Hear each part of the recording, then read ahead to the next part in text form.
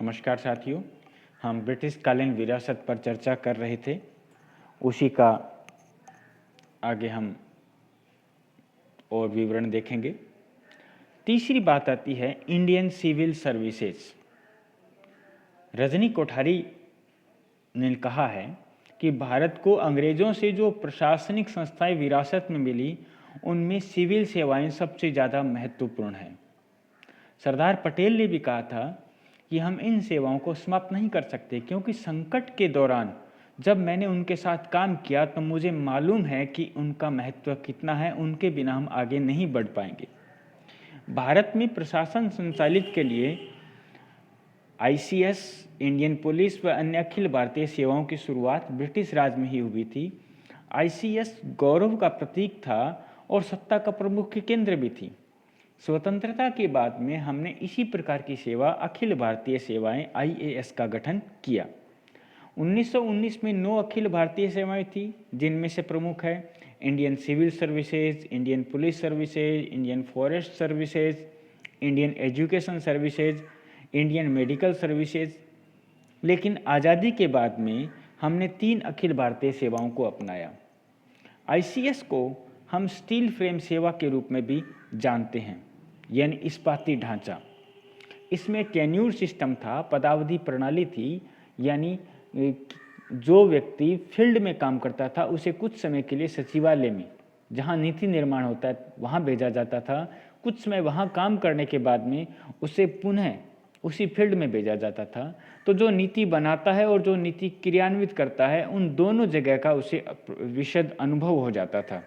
इसी प्रकार गैजेटेड और नॉन गैजेटेड, यानी राजपत्रित और अराजपत्रित अधिकारियों का भेद, प्रत्येक सेवा को 4 वर्गों में ABCD क्लास में बांटना, योग्यता प्रणाली को लागू करना, एनुअल कॉन्फिडेंशियल रिपोर्ट यानी वार्षिक गोपनीय प्रतिवेदन जैसी व्यवस्थाएं ब्रिटिश राज की ही देन हैं। उस समय अखिल भारतीय सेवाएं, केंद्रीय सेवाएं और प्रांतीय सेवाएं 3 भागों में सेवाओं को बांटा गया था। फिर बात करते हैं हम सचिवालय प्रणाली की। सचिवालय यानी सचिवों का आलय, सचिवों का घर।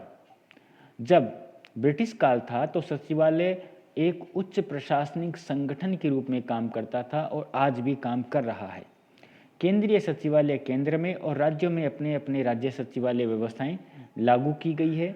ये सचिवालय आज भी कानून, नीति, कार्यक्रम निर्माण और नियंत्रण के महत्वपूर्ण अंग है, जो मंत्रियों को उनके कार्यों में सलाह देने हेतु बनाए गए हैं।